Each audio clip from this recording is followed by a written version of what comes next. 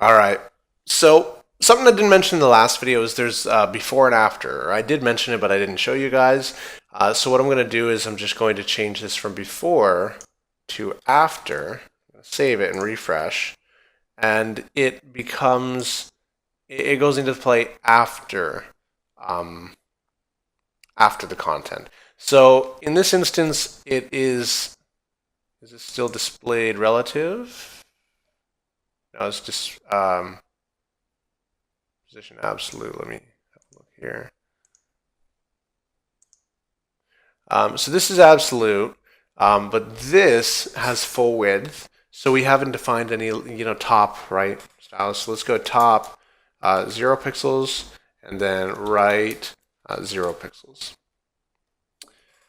And hold on one sec. This has to come left a bit, I think. Is it the header? Left 0 pixels. There we go.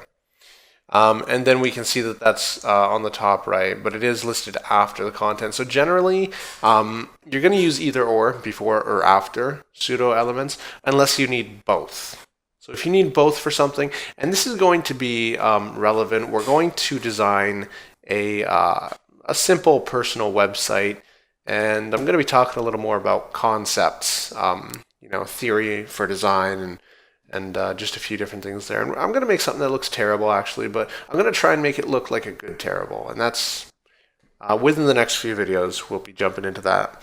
But in this video, what I want to talk about is z-index.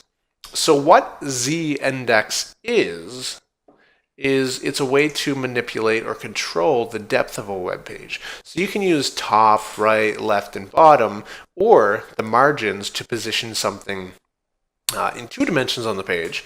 So I'm going to change this rule to left. I'm going to set it to 40 pixels.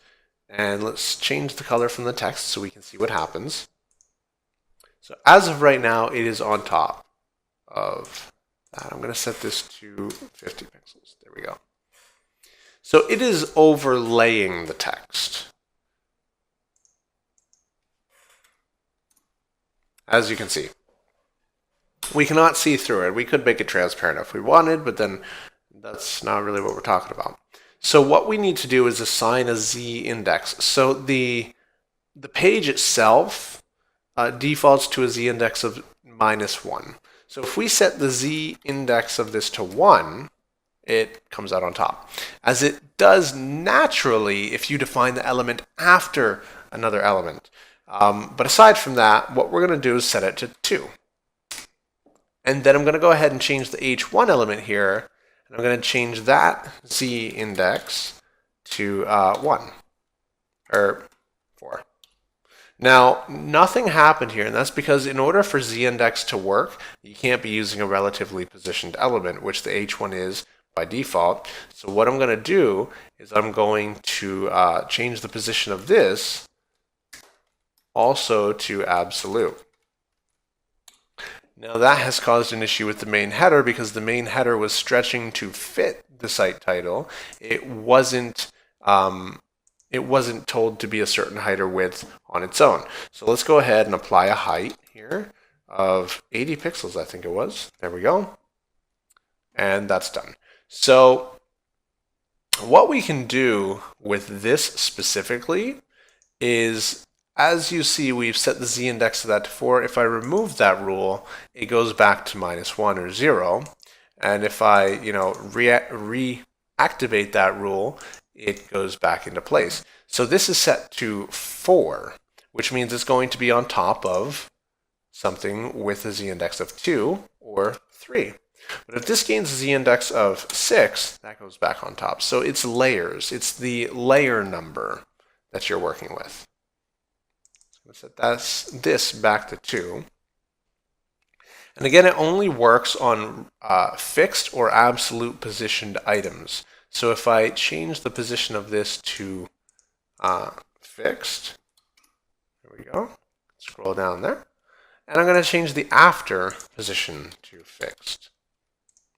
And you'll see when I change this that changing it to a fixed position instead of absolute, it still retains the z-index capabilities, but if I change it to relative,